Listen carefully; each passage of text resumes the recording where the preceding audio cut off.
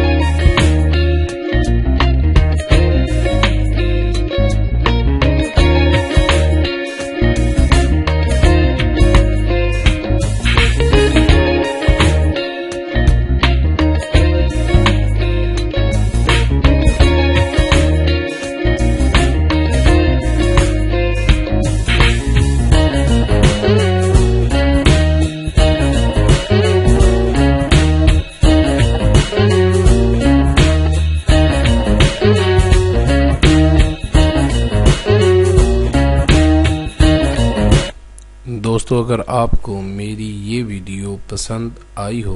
तो हौसला अफजाई के लिए चैनल को सब्सक्राइब करें, लाइक और कमेंट्स दें।